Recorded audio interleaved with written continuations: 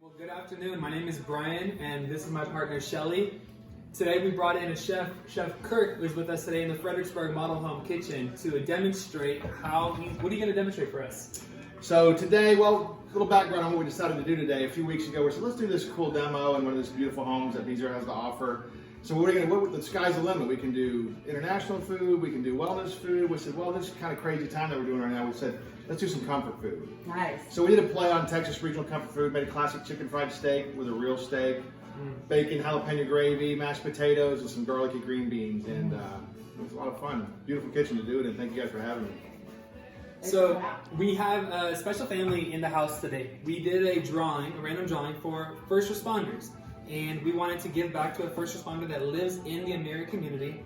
And we have the Levine family with us today. And this is the Levine family. Hi, guys. Hello. Thank you for your service. Thank you for your service. We're going to cook together. We're going to just be here together. And then we're going to eat together. And you're going to capture it all on video. I hope you guys enjoy it. So, the menu again today is chicken fried steak. We're doing a bacon jalapeno gravy. We're doing mashed potatoes, but again, done as perfect as I can make them for you guys. And then a garlicky green beans. So what we're gonna do first is in the back in this beautiful Whirlpool 5-burner range. I've got a pot of water over here. And I'm gonna fill it up a little bit more with this pot filler. I don't know if you can see that. It's just a great feature in the kitchen. I wish I had this at my house. I'm going to turn the heat up a little bit. Okay. And we're going to salt the water. So when you're blanching green vegetables like green beans, right? You want the water to be like the ocean. So whenever you're going to the ocean and you've got a mouthful of salt water, that's kind of where you want it to taste for not only green vegetables when you're cooking pasta as well. It sounds like a lot, but the pasta or the vegetables have a great way of just taking just the right amount of salt. So season it like the ocean.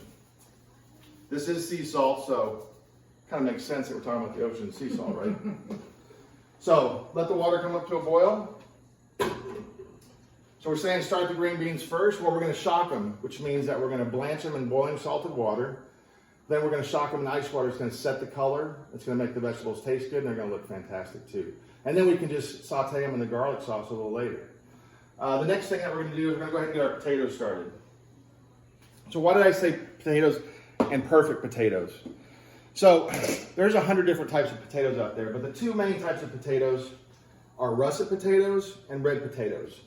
And the reason these potatoes are different is they're good for different things. Like this is great for baking potatoes or French fries or potato chips. This is good for roasting potatoes or potato salads, but they're different in textures.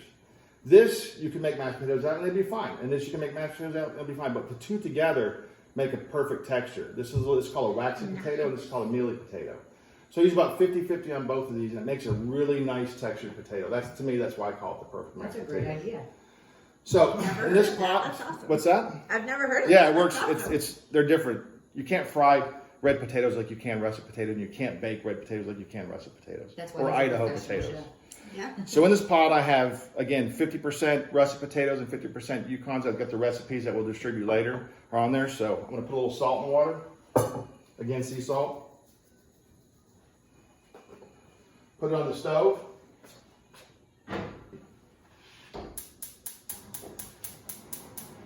Now, you girls are responsible for making sure none of this stuff boils over. Okay. Okay? What temperature did you put that at? So this, I'm going to put on about medium-high. Okay.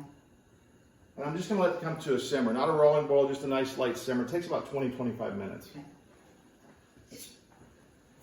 Okay. Now, another thing that separates regular potatoes from the perfect mashed potato is you got to get your dairy hot. If you take cold milk or cream or whatever you use for your mashed potatoes out of the refrigerator in butter and you put it in your potatoes and the potatoes are hot and it's just cold, it's going to make a gummy mashed potato. So what makes mashed potatoes great versus, not so great is when you mash them when some of the ingredients are cold. So you get everything warm, everything's hot. Even if you could, in one of these beautiful ovens, maybe stage the pan that you're going to put them in and keep that warm. It keeps your potatoes light and fluffy. And once you make them, you can hold them for an hour and a half, 2 hours at 175, and they stay fine. So again, how do you time your meals out to come the same way? You do the things that take the longest the first. Things that hold well, like mashed potatoes can hold for a long time.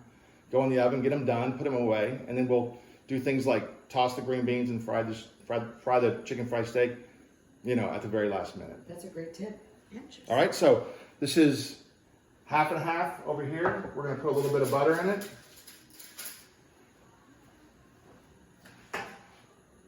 And you don't really measure anything, Kirk. You just kind of put it Well, I do have recipes for this, but again, I've been doing it for long enough where I think it's going to come out good. But I do measure things.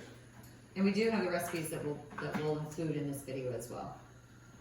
So a little unsalted butter. Again, a little sea salt. Now, let's talk about pepper and potatoes. So I love black pepper.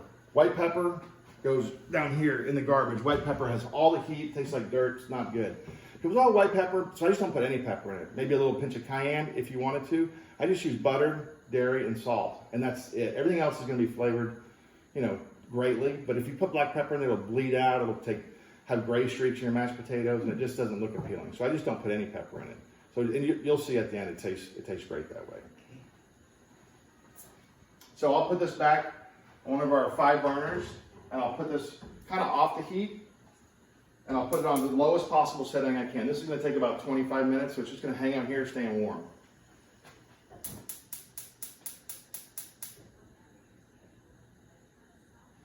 So that's the lowest setting, and I'll put the pan off center a little bit. That way I know it's just staying warm. It's not going to boil over, because dairy has a tendency to boil over very quickly.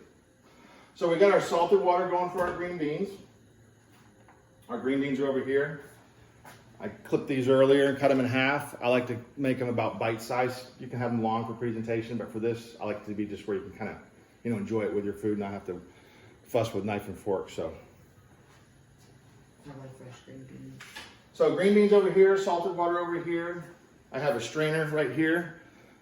If you know me, you know that I'm addicted to these lettuce spinner things because water is the enemy when it comes to food from a flavor perspective. So we went on blanching vegetables. I'll have ice water here, a strainer here. I'll shock them, and I'll show you this in a second. But I'll spin them dry. You have these beautifully blanched. And even then, if you're not doing green beans for a hot food application, if you blanch your green beans and you have them in the refrigerator for just snacking on, they're delicious that way. Broccoli's great this way. The same method that I'm doing for these green beans, you can do for broccoli, cauliflower, asparagus. And then when you shock it, it sets the color and it stops the cooking process immediately. So you're not having these overcooked gray green beans, right? I'm learning a lot today. Okay, so we've got our potatoes going, we've got our water on for our green beans. And I'm going to show you real quick as the water comes up for a boil, this beautiful steak that we're going to use for the chicken fried steak.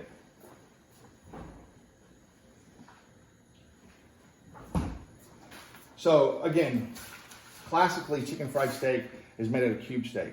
Nothing wrong with cube steak, but from my experience, and it can be tender, but it can be very tough too. It depends on which cut they use for cube steak. Cube steak doesn't come from a particular part of the animal. It comes from a part of the animal that's inexpensive, right? So it could be the leg or the shoulder or the forearms.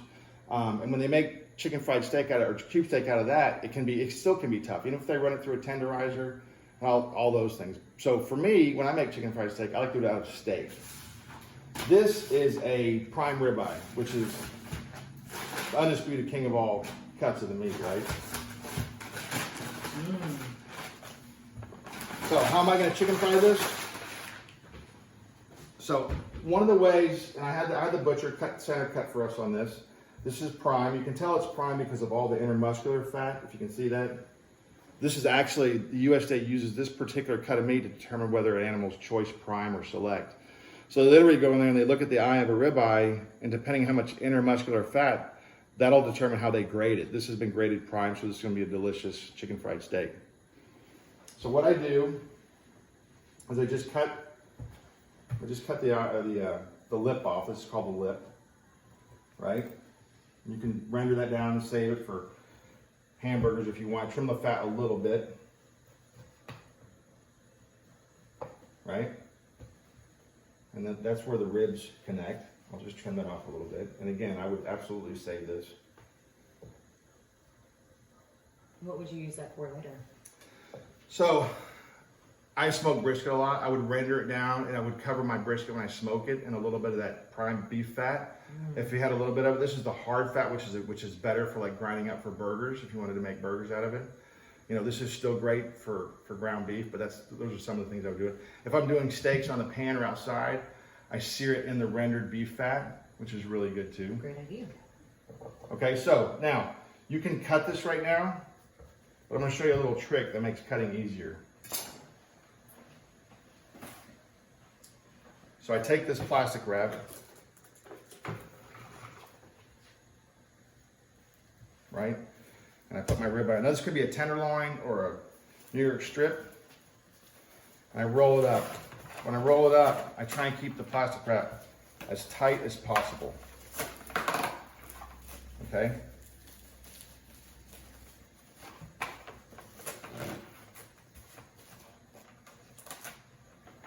Put that over there. So I now have this tight little, right? So when I slice it now, and I'm gonna make these about 8 to 9, 10 ounce chicken fried steaks. I get a really nice slice. See that?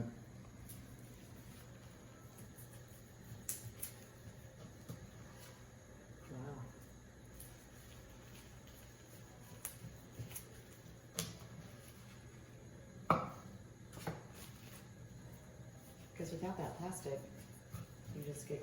It just kind of flops around a little bit and it makes it harder to cut.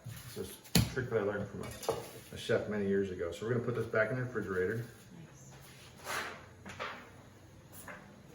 1 second. You gonna make an extra one for us? I will, absolutely I will. Don't worry, Jenny, I'm gonna feed you. All right, so now you just take the plastic off, right? Pops right off, and you have these beautiful thin ribeyes that are gonna make a killer chicken fried steak. Now, I could come over here and I could get a mallet and I could beat the heck out of it. But what I do that's a little different is I score it, right? I just take the knife and I score it. About halfway down. Then I take it on the other side and I make sure that I'm scoring it on the opposite direction, right? Now I've got all these little crevices and nooks and crannies that when I bread it, it's gonna be crispy all over. It's already gonna be tender because it's a ribeye, but it's a real steak. Not a cube steak, which really isn't a steak. Right? Now, this is a little pricier. I get it. And there's nothing wrong with doing this exact same thing with cube steak. I do it. I make steak fingers out of that for the kids. You know, every now and then. But, you know, this is better. So again, make some scores, right? So you got all these little, all right? This one's a little bit thicker, so we're gonna take this mallet.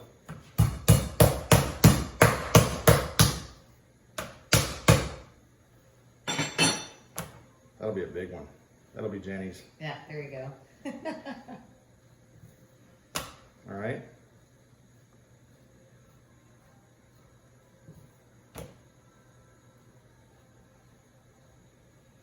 I've never seen that done before. This just makes it to where the breading kind of gets in these little crevices right here. That makes sense. And it has, have a little bit more of the crunchy, which we all like. Yes. Do I have this one done too? I got one more to go. Nope, I think I got them all. All right, so we're gonna set those here. I'm gonna wash my beefy hands real quick.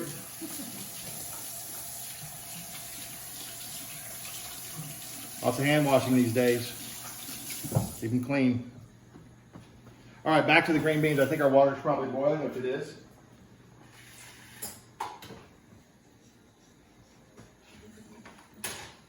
So, ice water.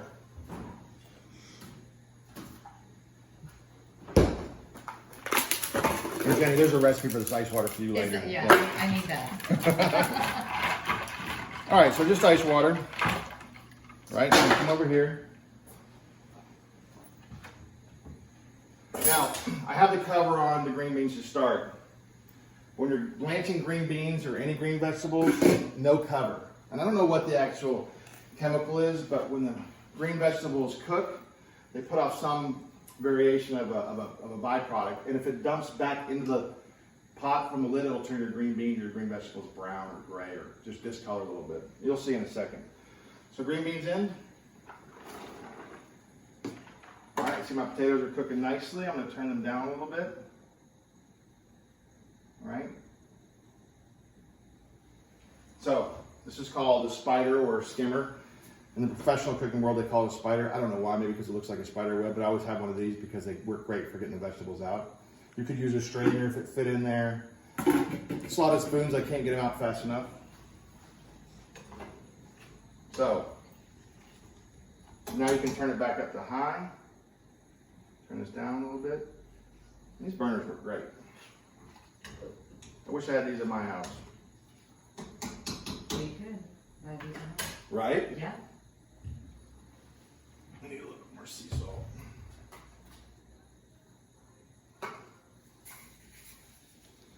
I just like the flavor of sea salt over other salts. I think it has a little cleaner flavor. Of course, you got those crazy Himalayan pink salts and all those other cool salts out there now that we have access to, which we never had access to before. But it's just, to me, it tastes delicious. And that's kind of I've put olive oil on green beans before. Is that a no-no? It's not that it's a no-no. I just don't know what does it do. Nothing. The oil sits on the top and it kind of hangs out, and you have oily green beans at the end. Yeah. Nothing wrong with it. I just think it's a waste. It's not necessary. Okay, good too. People say when they're cooking pasta to put oil in the pasta water, but again, I don't know what that does except make an oil slick on top of your pasta water. The tip that I was given is that the olive oil keeps the pasta from sticking together. Is that true? So it could a little bit. Again, when I'm cooking pasta, it's 1 pound of pasta per gallon of water. So you want a lot of water. It's called big pot blanching for green vegetables, or with pasta, again, it's a gallon to 1 pound of pasta. Okay. So I strain it, and if I want to use it for later, I'll take a slightly oiled sheet pan, a lightly oiled sheet pan, and once it's strained, dump it on there and kind of spread it around, and that's what keeps it from sticking. Then you can kind of toss it a little bit. But if you're dumping the oil into the pan, it's going right down the drain anyways. It might have a little bit of oil in it, but I think you're wasting oil. I would do it afterwards. That makes sense. Yeah. Okay. All right. So, how do you know when they're done? Well, I could say 4 or 5 minutes, and you could set your timer. But what I do also is I'll just grab one, throw it in the ice water, and give it a little taste. Depends on how much you like. Some people like the green beans really tender. Some people like them a little crunchy. This one's not quite done for what we're going to do today, but still delicious. And you can kind of see how much greener they are already. They're just kind of a bright green. When you shock them, they just become more green. Oh yeah. So let's check our potatoes real quick. What are we doing tonight?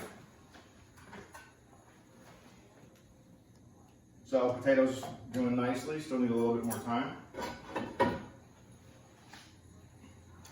All right, we can start working on our breading. All right, so our breading for our chicken fried steak. I'm going to use this bowl right here real quick. Don't forget about my green beans. So, we're going to do, there's two parts here, right? There's the dredge, which is the dry, and the drench, which is the wet. So drench wet, dredge dry. That's what they call it in the food world. So I put a little cornstarch because it makes it more crunchy. A little sea salt. Again, we got the recipe for you guys later, so don't worry about that. Garlic powder. Now, let's talk about fresh. Yes, I love everything fresh. But sometimes onion powder and garlic powder for things like this work great when you're frying chicken fried steak. When you're doing rubs for barbecue, that's kind of when I bring those into play, but for the most part, I try and stick with fresh. That was onion powder, all-purpose flour, 2 cups, right? And then turmeric. Why turmeric? The recipe calls for 1 teaspoon. We're going to change it. I actually put a 1/4 teaspoon in here. It's not that much. But when you go to commercial fried chicken places, and you see that beautiful golden brown that they get, now how do they get that golden? Well, you can get golden brown by cooking, but they also put a little bit of different color in it. This is just a natural coloring. It has very little flavor, but you can see how golden it is. right there. And when you mix it in here, it just gives your chicken fried steak that nice golden color, okay? So where's my whisk? I can't wait to eat this. So just whisk this dredge up a little bit, right? Whisk it up. Back to the green beans.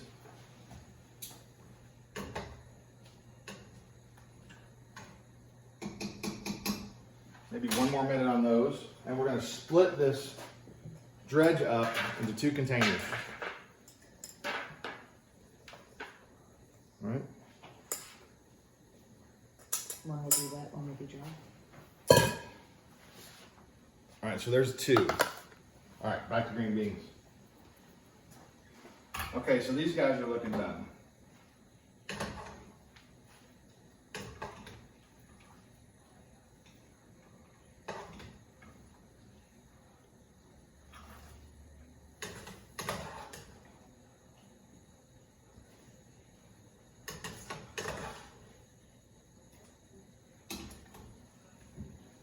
Burner off.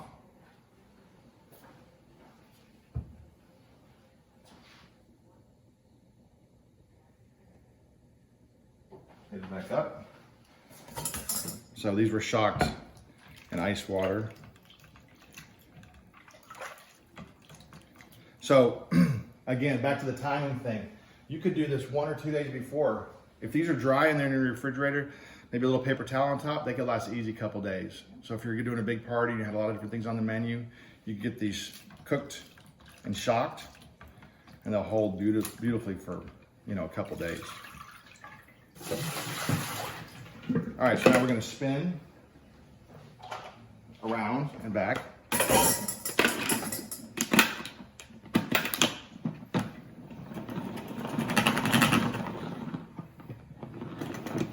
Got this neat little pour spout on there. You gotta get one. You gotta get one. You have to get one. So, salads, right? You get those bag lettuces, they're expensive. But if you have one of these, again, if you cut your vegetable or your vegetables, you could do, again, radishes, all your lettuce greens, your spinaches. Shock them in ice water, rinse them and spin them in the refrigerator, 3, 4, 5 days, easy. And they just last so much longer, and they're much crispier, they're much more vibrant. They taste so much better. Same with lettuce, you said? Lettuce, yeah, lettuce, spinach, you know, romaine, whatever. So here's our shocked or blanched and shocked green beans. All right, and this will be ready for later, right? And they're perfect. All right, so we'll put these aside.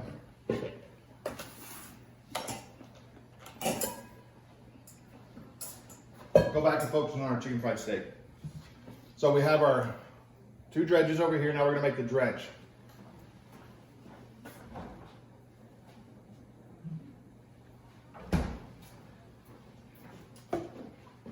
Milk, about a cup. This isn't super critical.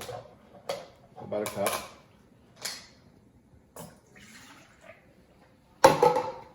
3 eggs.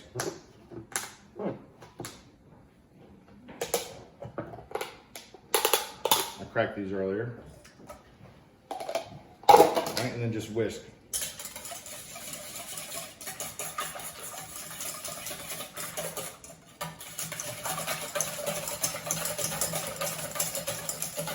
You're coming to my house later to make a meal, right? Absolutely. I thought that was the plan. Yeah, that's the plan. All right, so just the dredge.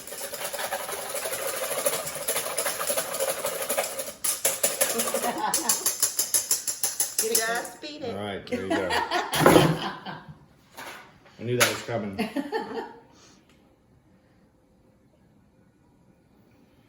All right.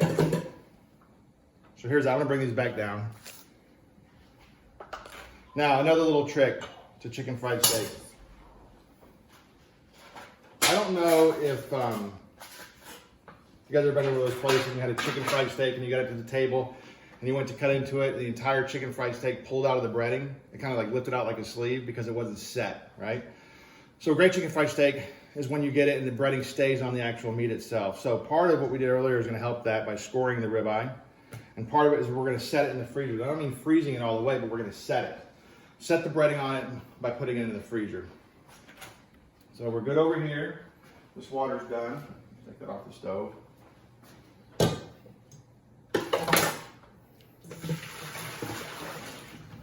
All right, steam. All right, dairy's good back here. I'm going to shut that all the way to low. Move it off a little bit.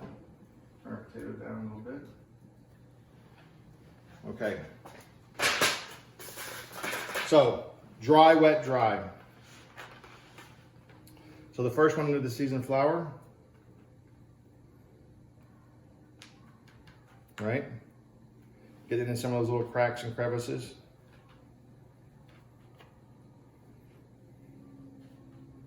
I'm just going to do a couple for the demo.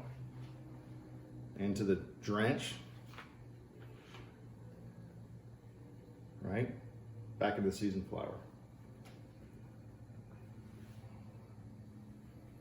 Getting it all in those little nooks and crannies. You spent all that time scoring it. So you want to make sure that it gets all in there.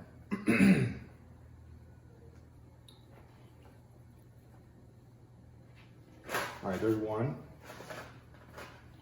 I'll do another one. And why do you do dry, wet, dry? Okay, so what you're trying to do is create an environment where everything sticks and you're getting a crust. So if you just went meat, which is kind of wet, into wet, and then, hi, how are you doing? I'm good, how are you? Good. Got a little visitor that came in.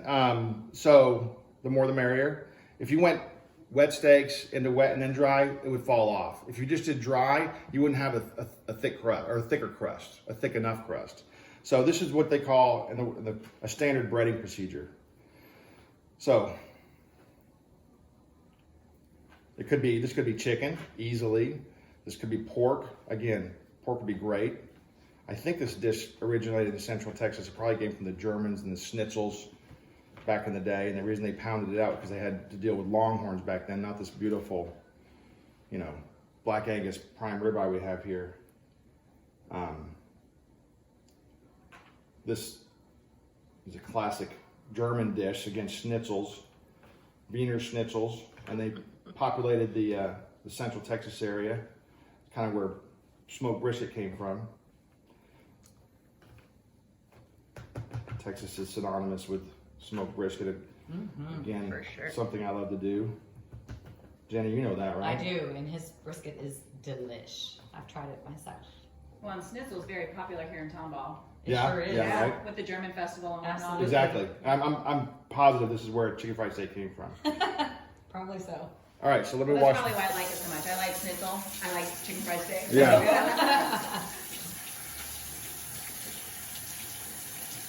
I told him you need to know how to cook tonight, because this is now I'm in the mood for this. Yeah, heck yeah. All right, With so prime rib, though, of course. Of course. again, we're going to put these in the freezer. Now, not to freeze, just to set the breading. And I'm going to save this because when it comes out of the freezer, in a little bit, it's going to have rehydrated. It's going to soak up some of the flour. You're going to have little spots that look a little wet. We'll dredge it one more time, and then you'll have a nice crust on it, okay? So in the freezer we go.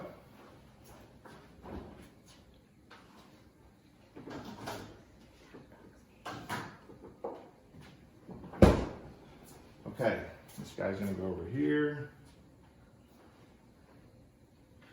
I'm going to bread some more for the girls later. And these two go over here. Let's wipe off our board. Keep it clean. All right. Let's talk gravy for a little bit. I'm back. Talk gravy. I'm out again. So, a bacon jalapeno gravy. Don't be cheap, folks. Get some good bacon, good thick pepper cut bacon, right? And I split this jalapeno down the middle, and we're gonna stick these in the deep fryer over here. So I got a little deep fryer action over here. Boom, both go in. Why are you putting the bacon in the deep fryer? Well, because it's gonna flavor the oil too. It's gonna, that smoky flavor is gonna go over the oil a little bit, so when you fry the chicken fried steak, you're gonna get a little carryover flavor on that too. So we're gonna fry these until the bacon's crispy. And the jalapeno's cooked. Then we're gonna dice up the jalapeno. We're gonna make our gravy out of that.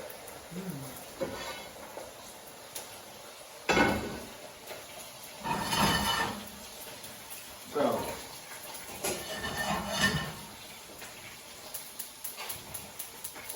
we put this on about medium. Now, you can absolutely fry on the stove. I do.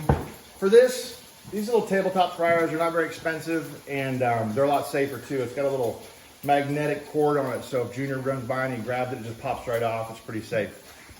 Sometimes the challenge with frying on the stove is it can be a little bit dangerous. Sometimes the oil can splatter over and it could start a fire. I mean, chances are it's probably not going to, but it has happened. That's why I like to use these little tabletop fryers just from a safety perspective. And you can control you can dial in the temperature right to exactly where you want it. It's never too low, never too hot.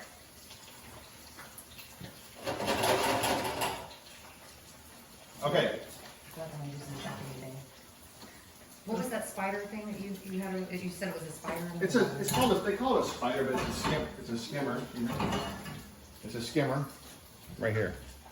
Oh, I have one. Yeah, I love it. right? Mm-hmm. Use it all the time. So I never not have one. So if you're frying something, you want to free float it, or you're picking out vegetables or whatever, this works fantastic. All right, so we've got about 2 to 3 tablespoons of butter in here. I'm going to go a little over the same amount of flour. The bacon smells so good. Right. Bacon's my favorite. Make a little roux over here.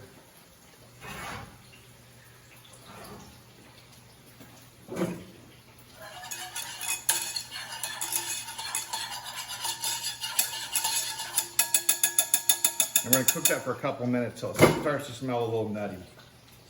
I'm going to cook that raw flour taste out of it. Let's go check our bacon. It's looking good. How long do you keep it in there about? Just till it gets to where it needs to get. Just till it gets a little crunchy. You'll see it. I'll show you in 2 seconds. Maybe like a couple minutes. Okay. All right. So jalapeno out. We're gonna put a little lid on that. Just wrap it up. I always like dealing with these little plastic containers. Set it over there. It's gonna kind of steam on itself. It's gonna continue cooking. Our bacon is done. I'll find another little container for it. Hold on 1 second.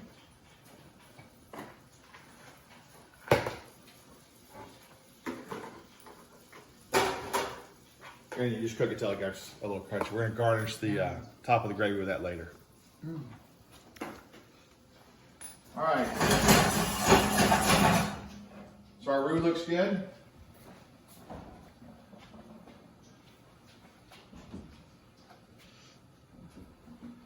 So we talked about chicken fried steak being steak, and cream gravy, we're using cream. Now if I just did a milk gravy, it's good. There's nothing wrong with a classic milk gravy. It's just a little sweet and a little rich for me. So I like to use a little chicken stock, because I think it lightens it up a little bit and tastes good. We got a little chicken stock here, and we got a little heavy cream here.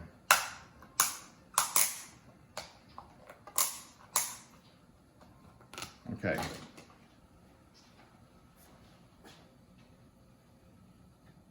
What's the difference between a stock and a broth? Nothing. Nothing? I mean, I mean, there might be a technical, but a classic stock is bones, vegetables, water, cooked, a few hours till it becomes delicious. You make a broth the same way. So, I don't know why, there's consomme, which is a very clarified broth. There's bone broth, there's stock, and they're all variations of the same thing. So I don't know if there's anything different between a broth or a stock. Maybe a broth is reduced a little bit more. That could be it. Good to know. All right, our flour is cooked. Chicken stock in.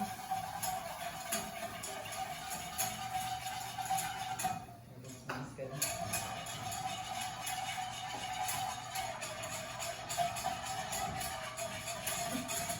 Now you turn the heat up a little bit.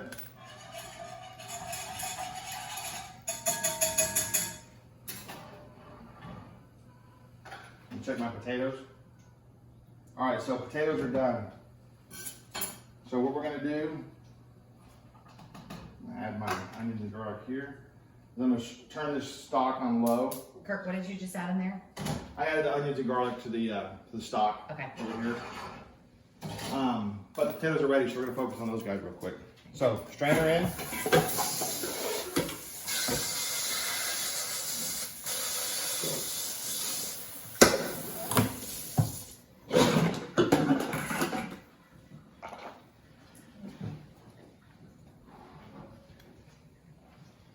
Potatoes in. Right? Back in the pot. Nothing tricky here. Is there a trick to knowing when they're done?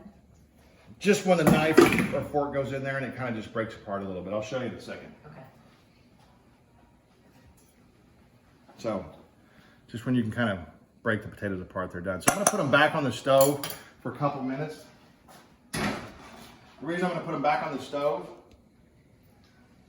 is I want to evaporate some of the water out of it. So not very long.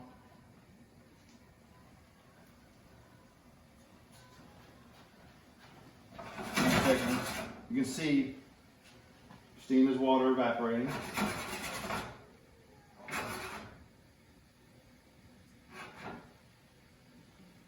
Right, just a couple minutes, a couple seconds actually. All right, this guy goes off. So we're gonna come over here, we got our salt. We have our warm dairy over here. And our mixer, right here.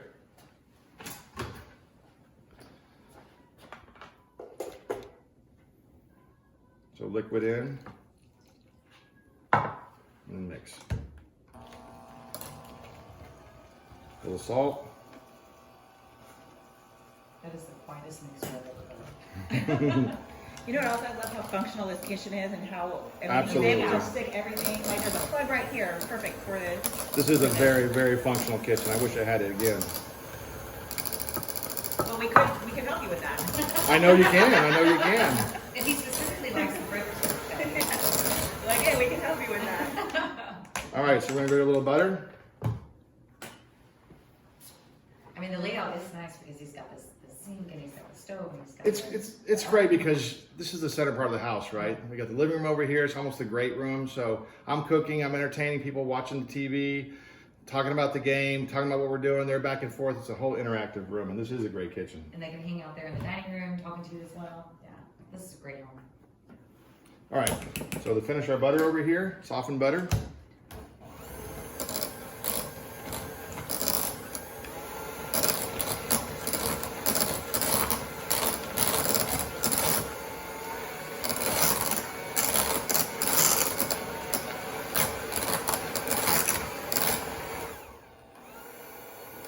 All right, that's done. Now, give her a little taste.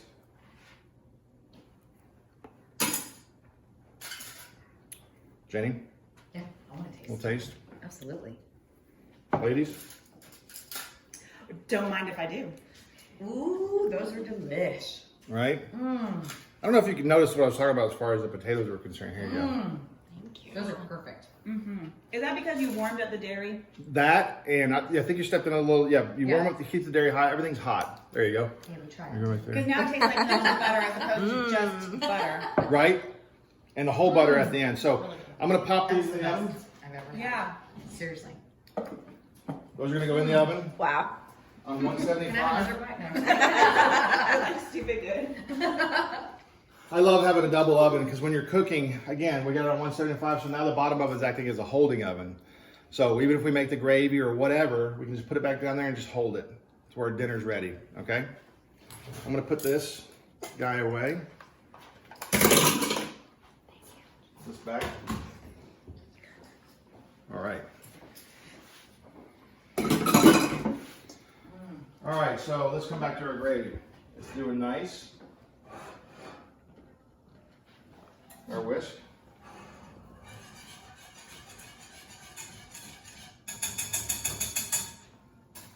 cream. Is there anything else I get to taste test? Absolutely. Don't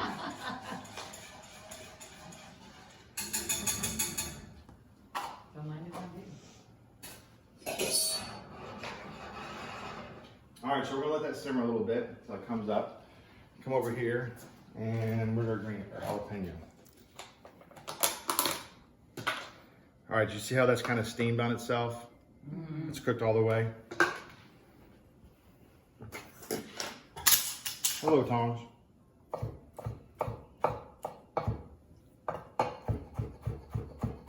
Did you deseed it? Nope. Yeah. So what I will do though is that's where all the heat is, right? Yeah. And sometimes jalapenos will be like green peppers. Sometimes they'll be like a habanero. It just depends on, and it could be sitting right next to each other in the produce section. But what I will do is I'll give it a little taste and see how hot it is. I smell them. I smell the jalapeno. And they're warm. They're good. So I'm not gonna put that much in there. And you could leave it and do split it at the end for the kiddos. The kiddos can have one. And the flavor seekers could have another one. All right, put that over there.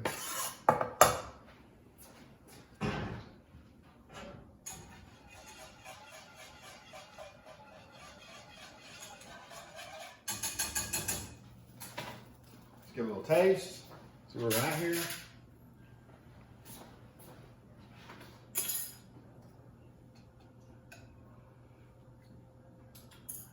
Salt. All right. Wash of the hands, wash of the hands. How does it taste so far? Tastes like more. Tastes like Tastes like more. Asked the chef one time. Chef, this is good. Tastes like more. It means it's good. All right. New spoon.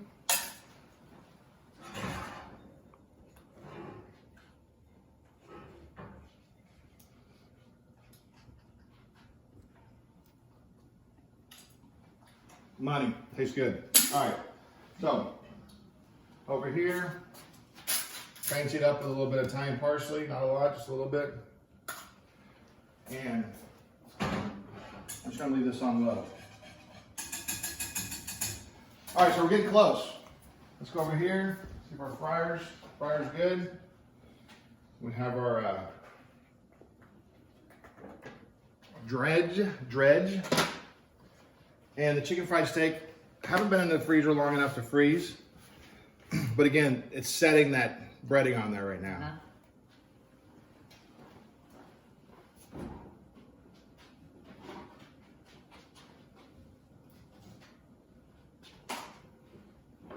So, you can see kind of what I was talking about. Over here, it's kind of rehydrated a little bit. On the bottom, probably a little bit more. Over here. So we're gonna go back in here.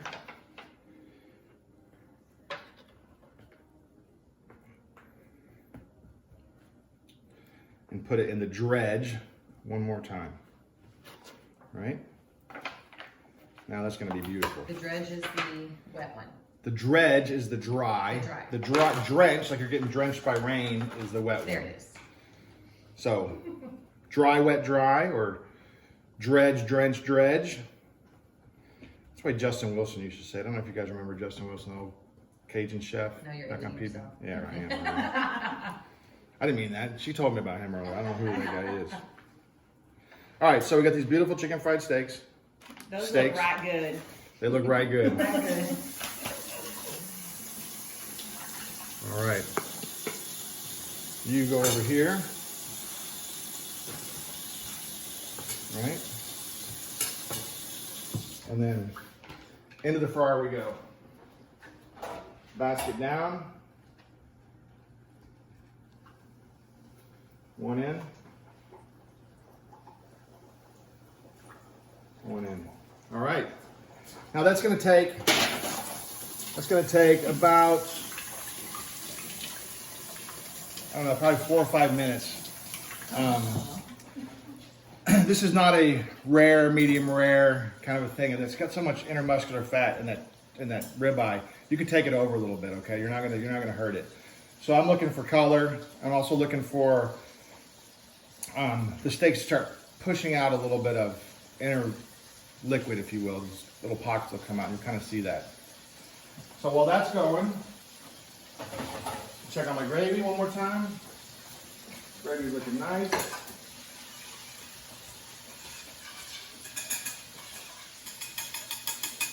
All right, nice, not too thick. Let's give it one more taste.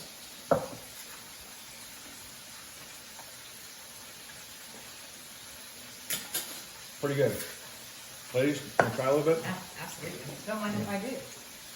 Little spice. Let me try it. There we go.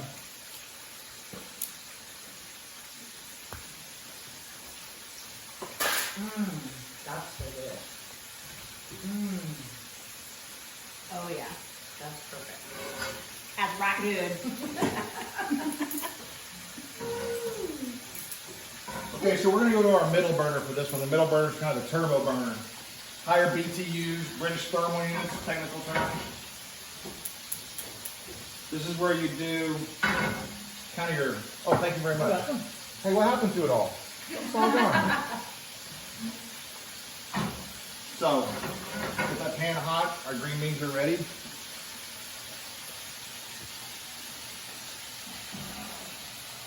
Check our chicken fried steak. Oh yeah, those are looking good.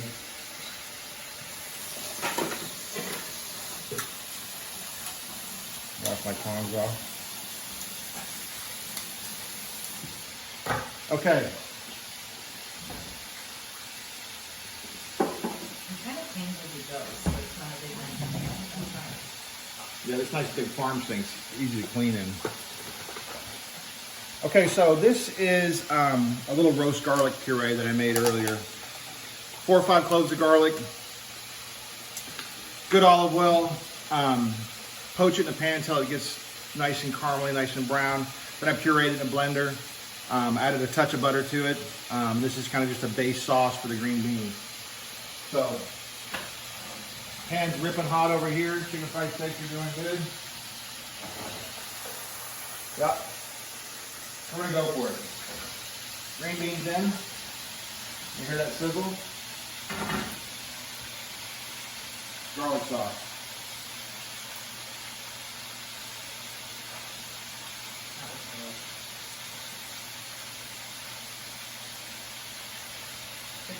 We can't see on the camera, but you're just pouring it over the green beans, right? So I just put the green beans in the pan, right? Hot pan. And the green beans, the garlic sauce. Yeah, I can't do that. Neither can I, apparently. But since the green beans are already blanched, all you're doing is warming them.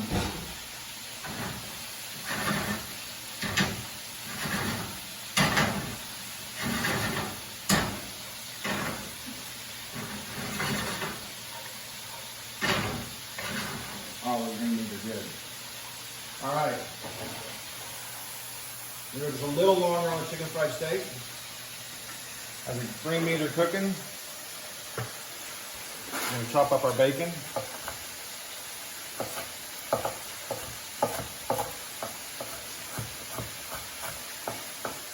Not too fine. We're almost ready to plate.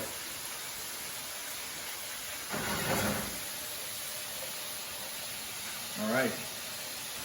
There you go. Now, are they garlicky? Well, yeah, they're garlic. It's garlicky green beans. But since you cook the green bean or cook the garlic real slow in olive oil and canola oil, it brought out the sugars, made it super sweet. You could almost pop them. They're so sweet like that. So there's about 4 or 5 garlic cloves. But again,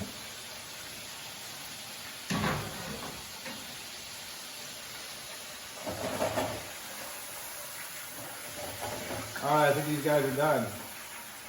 We're gonna let these hang out just for a second.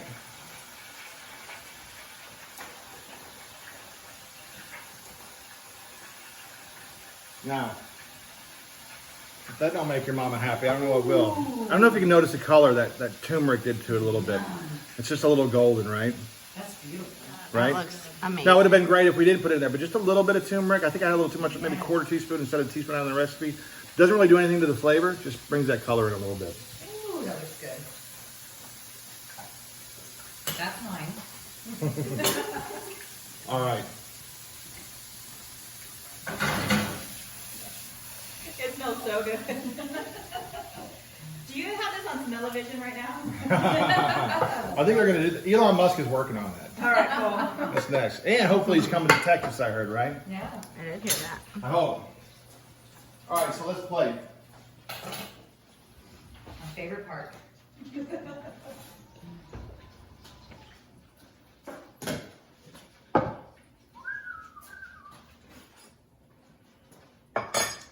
See the steam coming off those mashed potatoes? Nice and hot.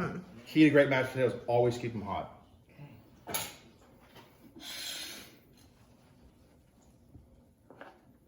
Potatoes down.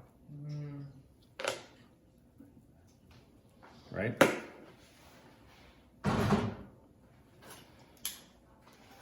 Chicken fried steak, but the real one, The real one. right here. How about that?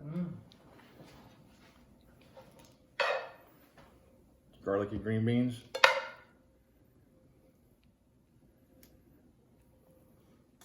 No, that's the perfect Texas heat right there.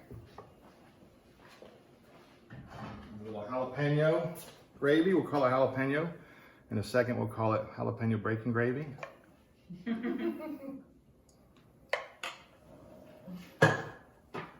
My name's Kirk Ellsworth. Until we cook again, be safe, y'all. Thank you for joining us here at Beazer Homes with our professional chef, Kirk Ellsworth. We are really glad that you joined us today here in our Fredericksburg model with Beazer Homes in Amira. Amira is a world-class community with a world-class resort. I invite you to come out today with your private tour.